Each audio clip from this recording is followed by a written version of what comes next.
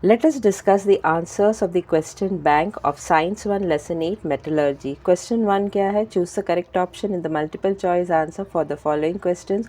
ये हर एक question 1 mark का है और लेसन नंबर 8 का चूज़ द करेक्ट ऑप्शन जो है वो क्वेश्चन नंबर 92 से स्टार्ट होता है. क्वेश्चन नंबर 92 में क्या पूछा है?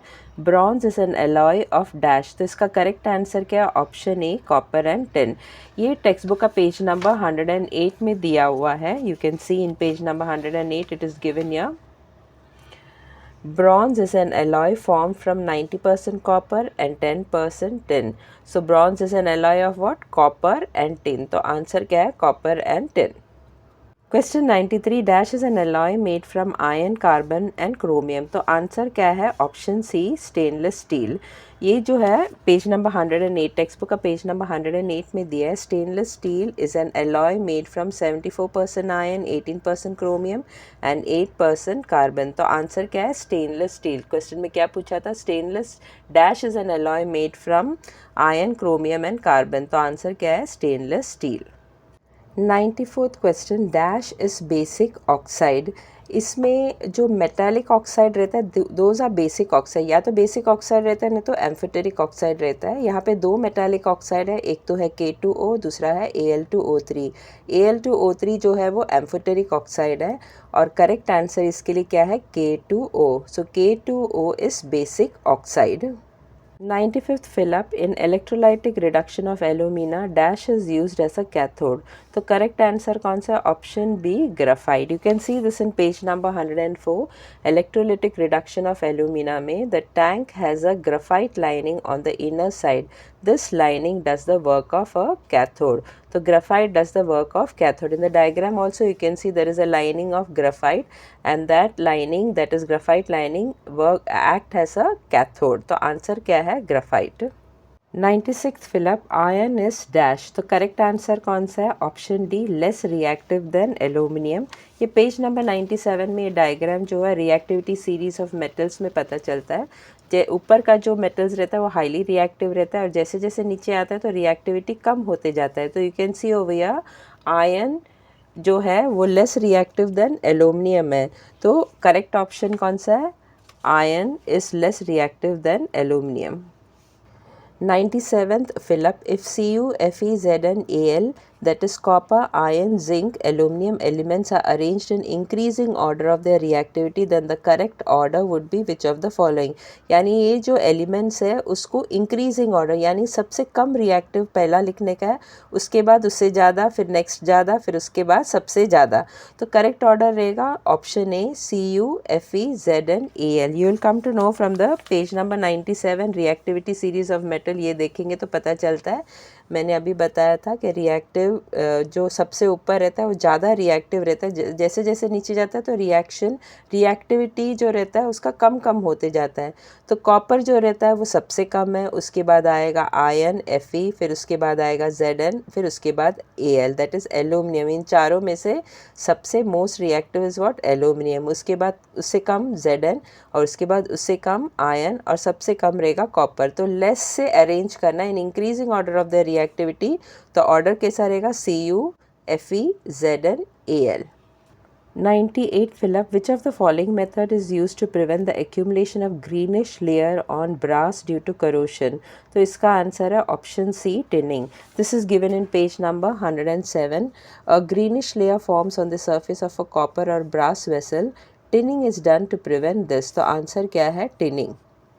99th fill up in Will-Flee table method to separate particles of gang dash method is used. तो इसका करेक्ट आंसर है option D, gravitation. This is given in page number 100. Will-Flee table method, a separation is based on what? Gravitation. तो answer क्या है? gravitation. Question number 100 aluminium oxide is dash oxide. तो इसका answer क्या है? Amphoteric oxide. ये page number 103 में दिया है aluminium oxide being amphoteric in nature. तो आंसर क्या है? Amphoteric. 101 question atomic number of aluminium is dash and it's electronic configuration is dash. तो इसका आंसर है एटॉमिक नंबर 13 है और इलेक्ट्रॉनिक कॉन्फ़िगरेशन क्या है? 283. ये पेज नंबर 103 में दिया हुआ है. एल्यूमिनियम का एटॉमिक नंबर क्या है? 13 और इलेक्ट्रॉनिक कॉन्फ़िगरेशन क्या है? 283. Question number 102, the chemical formula of zinc blend is dash. तो आंसर है ZnS.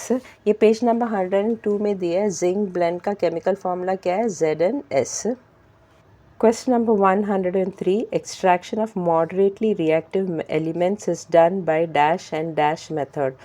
तो आंसर है option A roasting and calcination. ये पेज नंबर 104 में दिया है extraction of moderately reactive metal is done by which method roasting and calcination.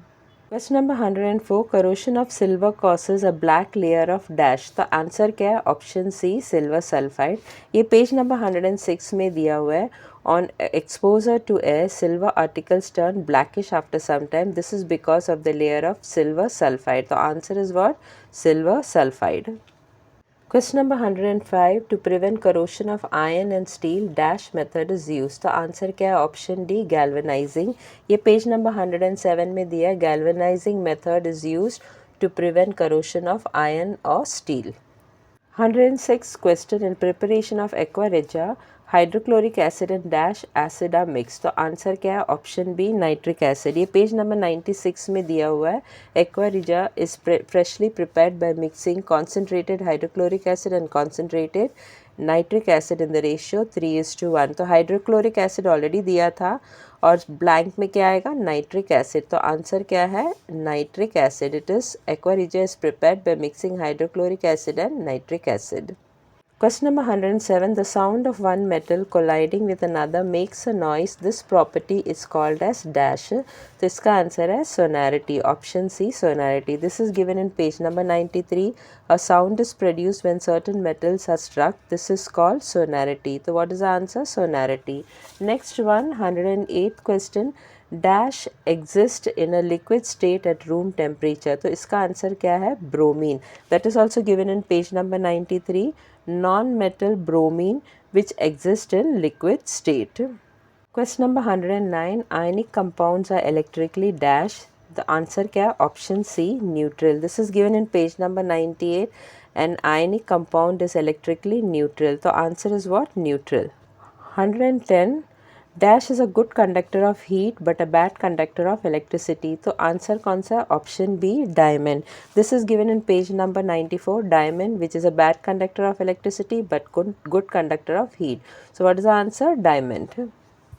111 question, dash is the least reactive metal. तो इसका आंसर है गोल्ड. Option D gold. ये page number 97 में reactivity series of metals में अगर देखेंगे तो ऊपर वाला सबसे ऊपर वाला जो मेटल है वो हाईली रिएक्टिव रहेगा. जैसे जैसे नीचे जाएंगे तो रिएक्टिविटी जो है वो कम होते जाएगा.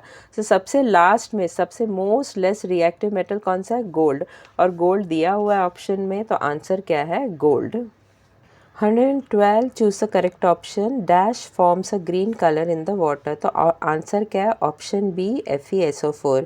तो FeSO4 को अगर वाटर में मिक्स करेंगे तो it will become green colour. Copper sulphate को वाटर में मिक्स करेंगे तो it will become blue colour. NaCl को अगर वाटर में मिक्स करेंगे तो कुछ भी कलर नहीं, इट विल बी कलरलेस. तो करेक्ट आंसर कौन सा है FeSO4.